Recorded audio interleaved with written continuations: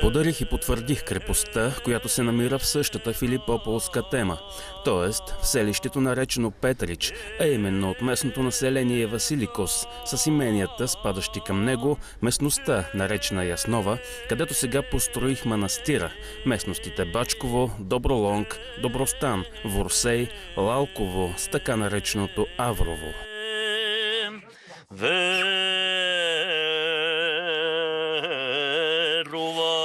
Първото историческо сведение за село Яврово намираме в устава на Бачковския манастир, написан през 1804 година.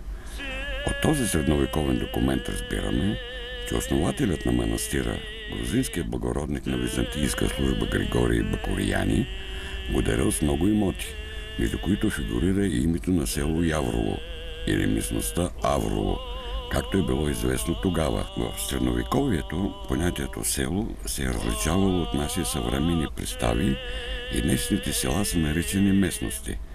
В историческите източници днешният Асеноград, наричан Станимака, е наричан село, а разпилените в гората Мколиби не са можели да бъдат наричани села, затова са отбелязани като местности.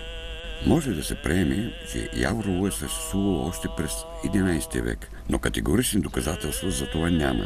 Вероятно тук е имало селище в много по-древни времена, за което свидетелства и името му, за което местните хора твърдят, че произлиза от името на древноримска богиня на зората Аврора и всъщност най-напред се е наричало Авроа, което впоследствие било видоизменено в Яврово.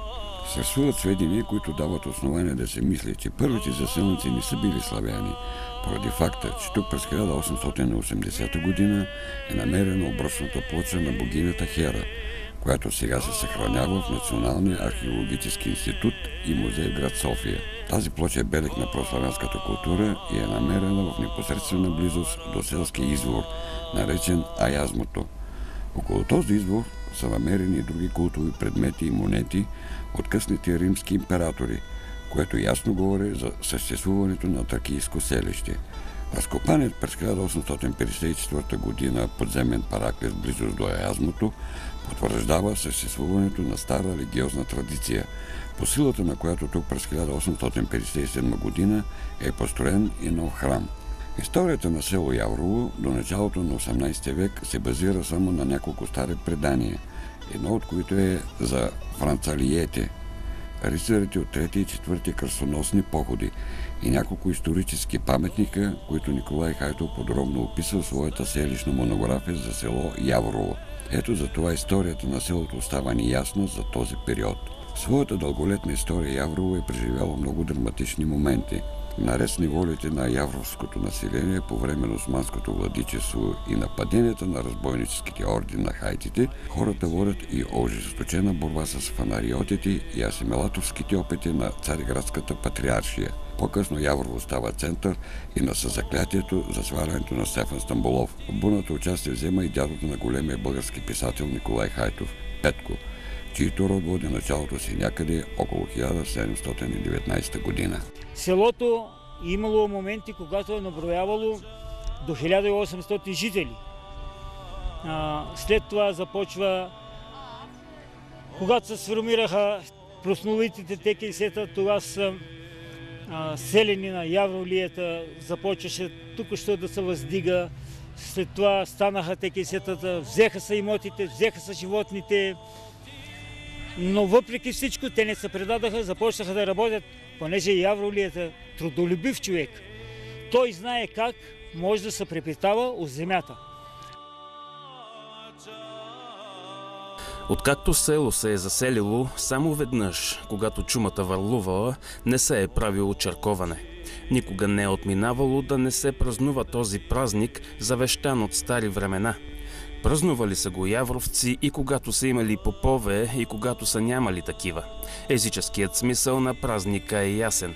Настъпило е времето добрите сили, стопаните на берекета, по-старите дъбове да помагат и цялото село се отправя из къра да измоли от добрите сили дъждец и влага. Това е пантеизмът на старите хора.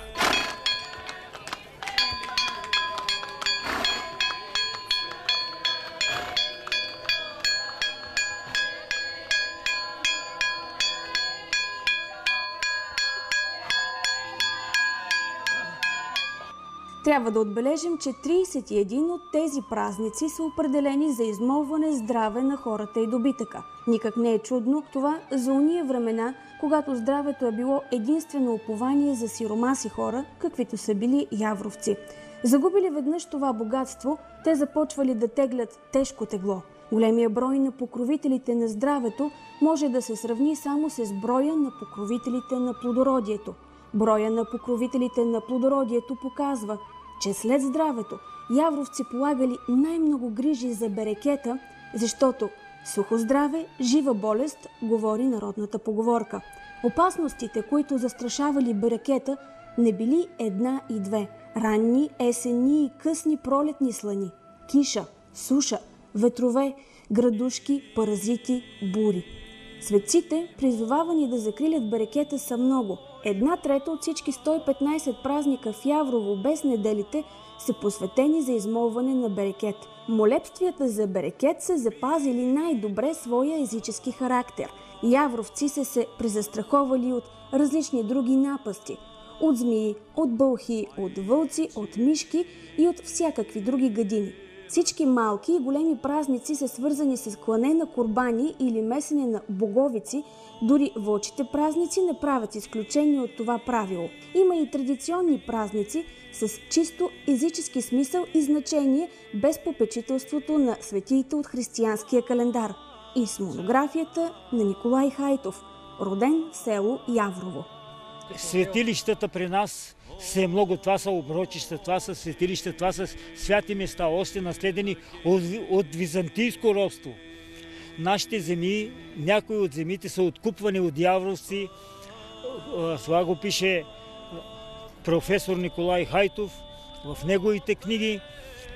Най-древният и характерен за Яврово обичай вдигане на куните, куни в Яврово наричат иконите или още по-познат като черковане, е описан в селищната монография на Николай Хайтов за село Яврово в издание на БАН от 1958 година. Този празник се чества по традиция през месец май на 8-я четвъртък след Великден, на Спасов ден. Той е смесил в себе си по особен начин християнските традиции и православието и запазилите си през вековете и до днес езически вярвания и традиции в района. Празникът е характерен за местната общност и носи белега на една древна традиция, свързана с стремежа на хората за плодородие и по-добър живот, а по-късно и с християнската религия по тези места.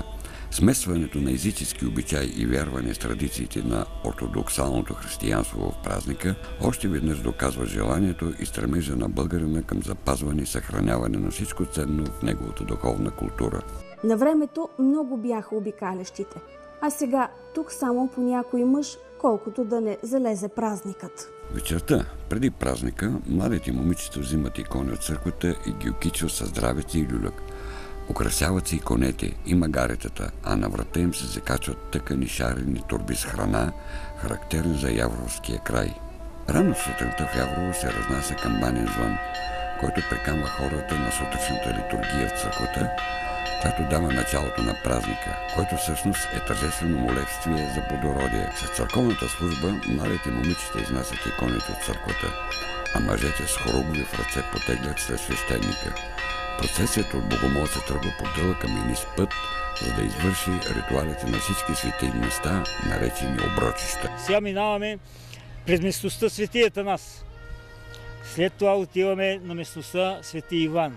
След това отиваме на местността Еленището. Изкачваме се на върха Свети Петър. Образува се процесия с черковните хоругви, клисаря с кадилницата, свещеник, черковните клепала и куните, носени в ръце от момиче. Всички по-млади следват процесията. Богомолците отиват на далечен път и свещеникът язди черковното муле, на чието самар е застояно шарено чардже – чунтари. Яздят и повечето от младежите. На мулитата са окачени бъкли и бъклици с вино, нови торби с рогатники, боговици, сърми, пържени мръвки и сирене. Процесията ще има да обиколи през деня всички оброчища из Явровската местност, да моли за берекет и ще се завърне чак вечерта в селото.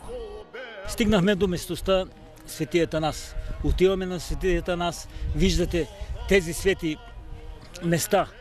Това е обработваема площ, която селянина се е сявал, нашия Явролията, се е сявал фасолец, тютюн, картофки, царевица, ръж и есента разчита на това цялото нещо, прибира го и е доволен.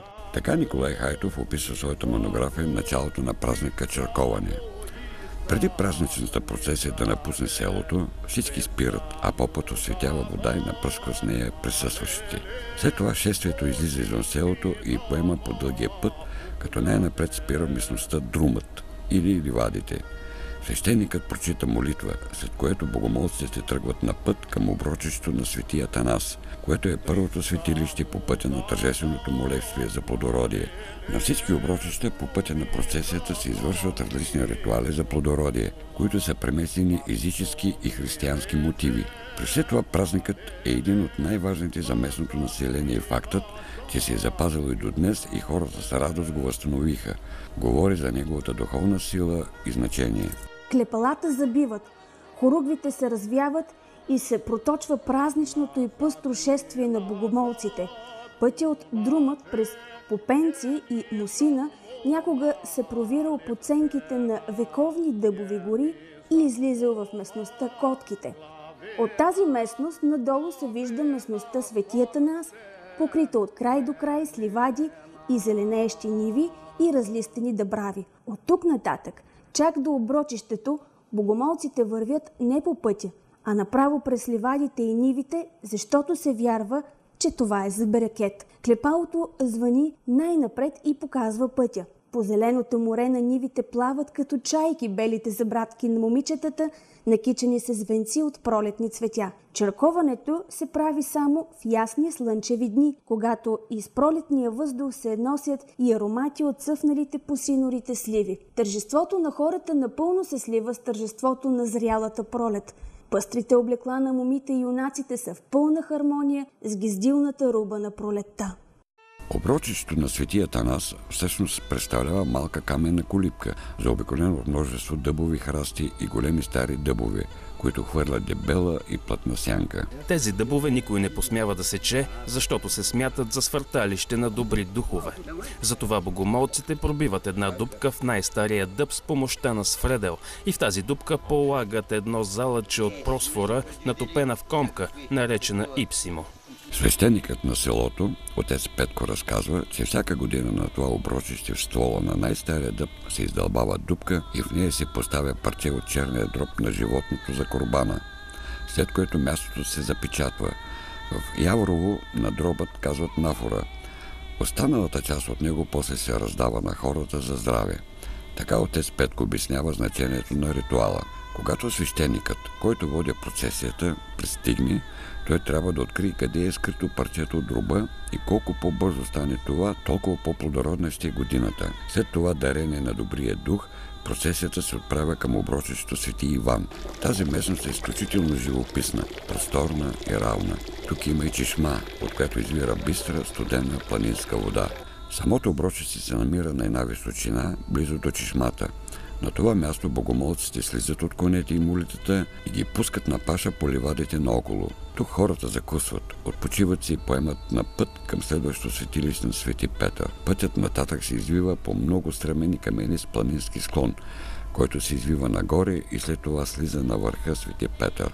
Процесията върви мълчаливо по пътя, чува се само тропотът на ездачите.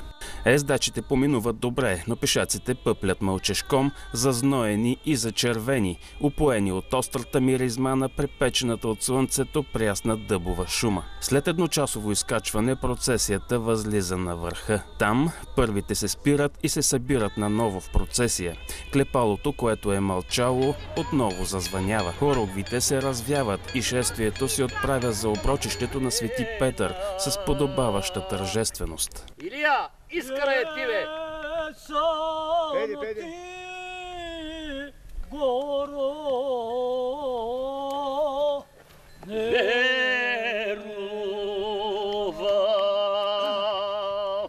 Виждате каква плодородна земя е тук. Какви овощни градини Явролията е бил създал в Балкана.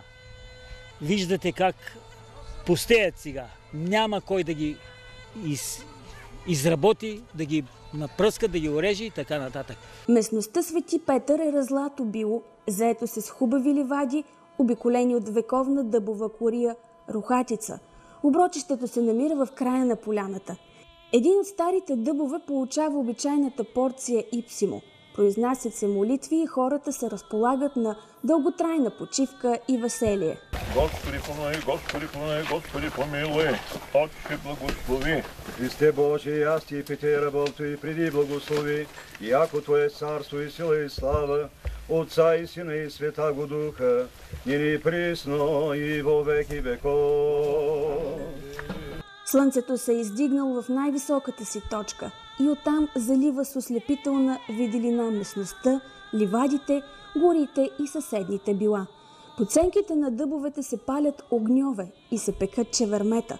Поднасят се бъкли с вино и се захваща ядене и пиене, след това всички си отиграват до насита. Широчка е Свети Петровата поляна край оброчището, но и тя не стига, за да побере всички играчи.